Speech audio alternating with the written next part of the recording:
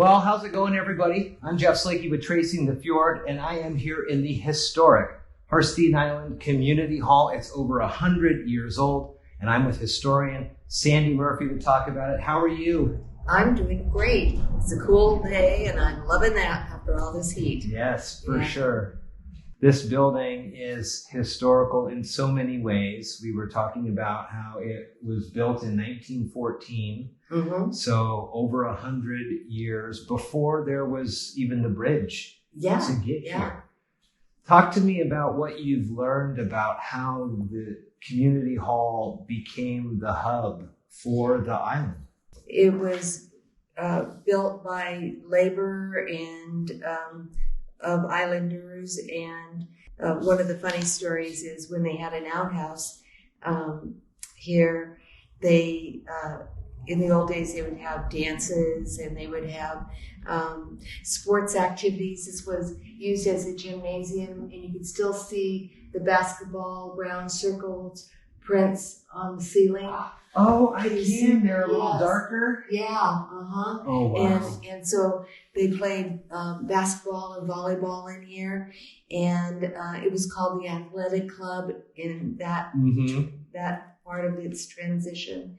And but mostly they would have dances, and the Grange would meet here, and just whatever activity they could, and it might cost 50 cents to get into a dance, but then, anyhow, they had these outhouses, and or I think outhouse, and the sheriff came by and condemned it. Might have been the health department condemned it. It was really a lively place. We did have a lull in the 50s because World War II. Or 40s and 50s, World War II, and didn't really get started up until the later 50s again.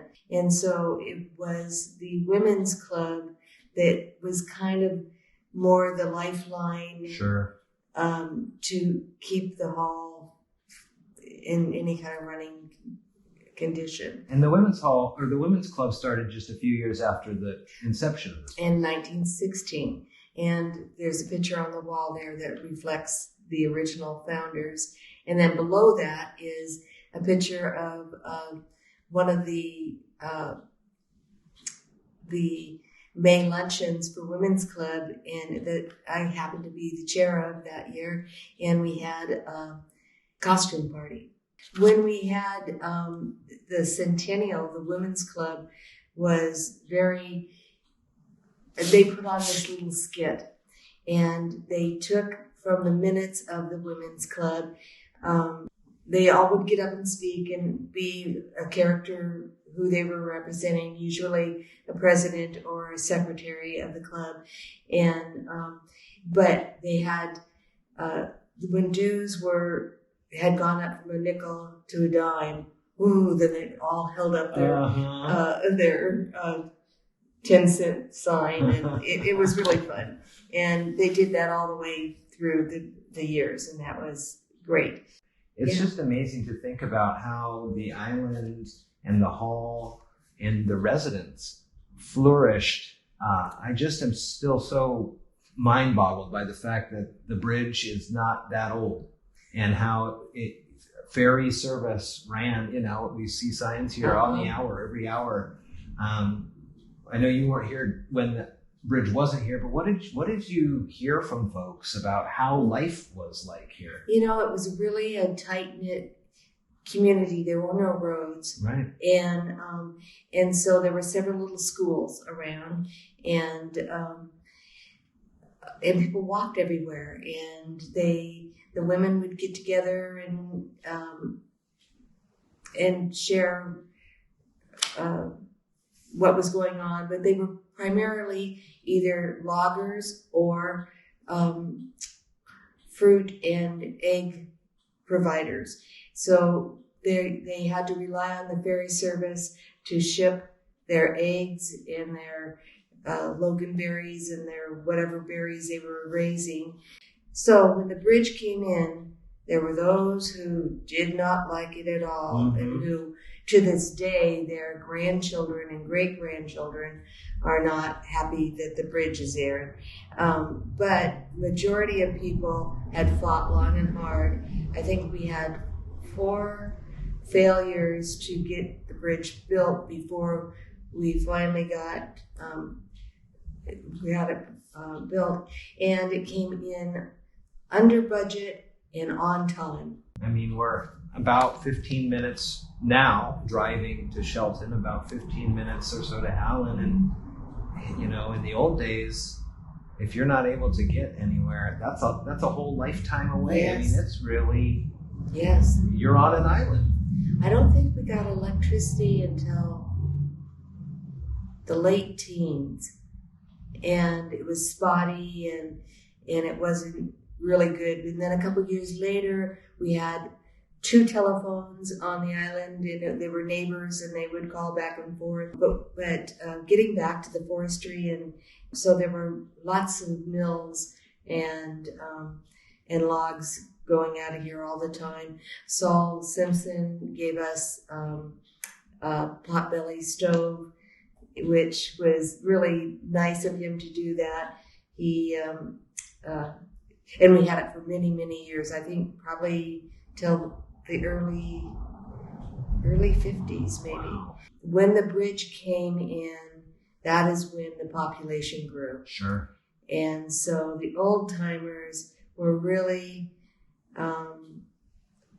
sad to see an era closed. Mm-hmm. And but the clubs benefited from it so much because they grew. I think it's interesting for folks as they go through the history, you know, they'll see the names of things and they're people. Yeah. Gerald's Cove, Yeah. Gerald's Marina. You were showing me a picture of a woman who lived here with Philura, Gerald, and Robert Gerald were the first white people on the island, and he was a logger, and she was a postmistress for many, many years. And I'll take you to the cemetery where you can see where their graves are. Sandy, what is the deal with that thing in the men's bathroom? Oh, yes.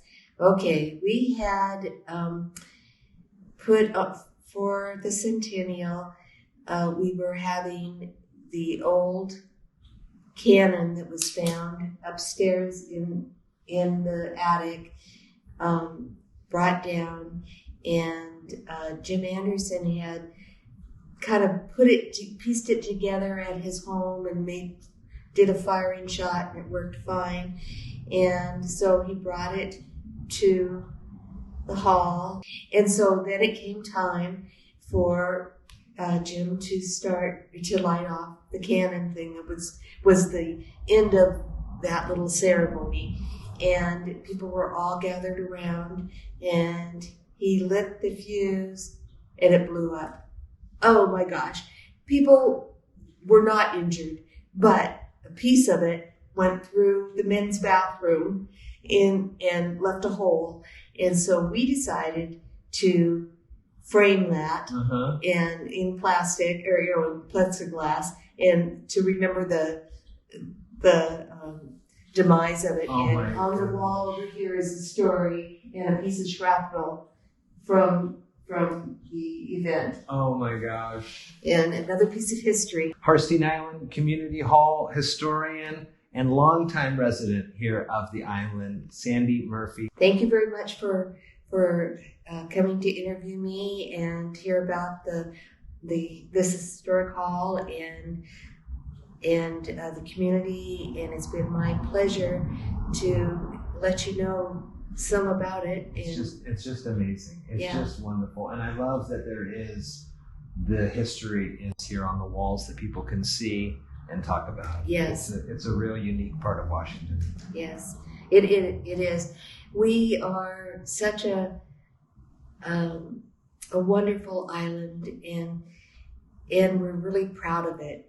And I think that as people move out here more and more, they look at it as a treasure. Yeah. And we've always said that the hall is the heart of the community. So On that note, thank you very much for having me.